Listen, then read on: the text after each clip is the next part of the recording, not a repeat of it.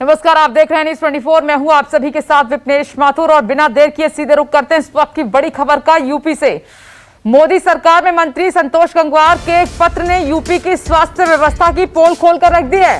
बरेली से सांसद संतोष गंगवार ने स्वास्थ्य विभाग के अधिकारियों की शिकायत करते हुए यूपी के सीएम योगी आदित्यनाथ को एक खत लिखा है। केंद्रीय मंत्री ने पत्र में लिखा कि जिम्मेदार अधिकारी जरूरतमंद लोगों के फोन नहीं उठाते, जिससे मरीजों को असुविधा हो रही है। उन्होंने ऑक्सीजन सिलेंडर की कालाबाजारी कर रहे लोगों पर भी कार्रवाई करने की मांग की है। इस खत में संतोष गंगवार ने बरेली में कोविड मरीजों को सभी प्राइवेट अस्पतालों में भर्ती कराने की सुविधा उपलब्ध कराने को भी लिखा है। इसके अलावा सुझाव दिया है कि आयुष्मान भारत से जुड़े सभी अस्पतालों में वैक्सीन की सुविधा उपलब्ध कराई जाए। और प्रशांत देव लाइव जुड़ गए इस खबर पर। प्रशांत, अभी हम सीएम योगी के दौरे की बात कर रहे थे, लेकिन आप देखिए केंद्रीय मंत्री संतोष गंगवार ने व्यवस्थाओं पर सवाल उठा दिए हैं।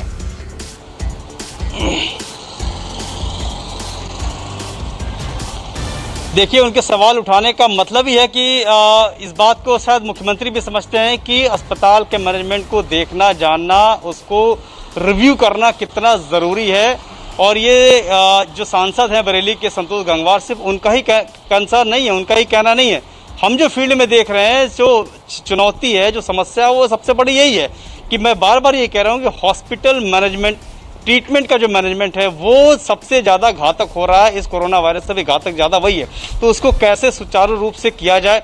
ये बात सच है कि अस्पतालों में जगह कम है, लोड अचानक बढ़ गया, उसमें भी ये मैनेजमेंट कैसे, डॉक्टर्स अगर बात नहीं सुन रहा है तो वो क्यों नहीं सुन रहा। सबसे बड़ी बात है विपनेश की जो फर्स्ट अटेंडेंट्स जो चाहिए, अगर किसी को थोड़ा जुकाम, बुखार, खांसी हुआ और उसको अगर डॉक्टर एक ढूंढना है, फिजिशियन, तो वो एक तरीके से नामुमकिन था अभी तक।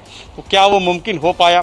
तो जो प्राइमरी स्टेज पे ही आपसे डॉक्टर का न मिलना, ये सब चुनौतियां हैं जो इस समस्या को और ज़्यादा बढ़ा रही है। शायद इसीलिए बहुत मजबूर होकर अपने सरकार के खिलाफ ही या अपनी व्यवस्था के खिलाफ ही उन्होंने ये बात उनको लिखनी पड़ी कि स्वास्थ्य विभाग में किस तरीके की दिक्कत है, डॉक्टर्स बात नहीं सुन रहे हैं, और मुख्यमंत्री को चिट्ठी लिखनी पड़ी।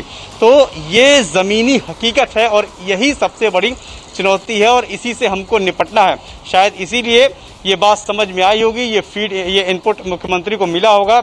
इसलिए कोविड से ठीक होने के बाद उन्होंने इस तरीके का दौरा बनारस में किया, अस्पताल के मैनेजमेंट को देखा, और इससे पूरे प्रदेश पे इस तरह का संकेत मिलेगा कि हॉस्पिटल का मैनेजमेंट सुचारू रूप से करना है, मरीज को हर हाल में अटेंड करना है। ये भी एक आदेश अभी आया है कि निगेटिव पॉजिटिव देखे बिना अस्पताल मना नहीं करेगा किसी को भर्ती करने से, किसी अटेंड कर। ये तमाम ऐसी चीज़ें हैं, ऐसी ऑटोक्रेटिक, ऐसी टेक्निकल पॉलिसीज थी जिसकी वजह से लोग परेशान थे, मरीज परेशान थे। तो तमाम ऐसी चुनौतियां हैं जिसको एक एक करके एड्रेस करना होगा, बहुत जल्दी एड्रेस करना होगा, नहीं तो समस्या पे समस्या बढ़ती जाएगी और यही होता रहा है।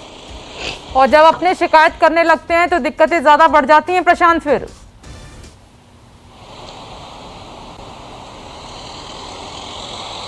जी बिल्कुल, देखिए अपने शिकायत इसलिए किए हैं कि उनको ये बात समझ में आई होगी और वो भी बहुत दबाव में होंगे, उन्होंने खुद महसूस किया होगा, तमाम उनके लोग उन पर दबाव बना रहे होंगे, ये समस्या आ रही होगी। इसलिए उन्होंने, ऐसा नहीं है कि सीधे चिट्ठी लिख दी, पहले कई बार कोशिश की होगी। पहले ये लोग फ़ोन से संपर्क करते हैं, बात करते हैं, अपने प्रतिनिधि से बात करवाते हैं, जब बात नहीं बनी तब ओपन फोरम में आके ये बात लिखी गई है। तो स्थिति सबसे ज़्यादा जो है चुनौतीपूर्ण हमारे लिए, मैं बार बार ये कह रहा हूँ कि इसका मैनेजमेंट है। इसके मैनेजमेंट को जितना सुचारू रूप से करेंगे उतनी ही राहत मरीज को, उसके तीमारदार को मिलेगी।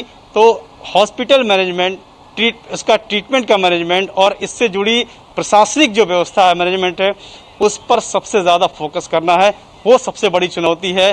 कोविड तो जो है सो है ही है, कोविड के बाद जो इसका पोस्ट ट्रीटमेंट, पोस्ट मैनेजमेंट है, ये सबसे बड़ी चुनौती है।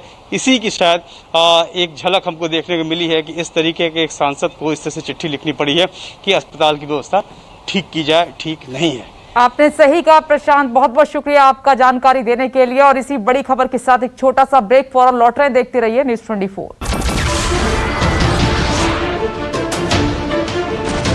नमस्कार, मैं हूं मानक गुप्ता। अगर आपको हमारा ये वीडियो पसंद आया हो तो इसे लाइक और शेयर जरूर करें, और हां, हमें सब्सक्राइब और फॉलो करना ना भूलें। ताकि आप देश और दुनिया की कोई खबर मिस ना करें। तो जुड़े रहिए हमारे साथ और देखते रहिए न्यूज़ 24।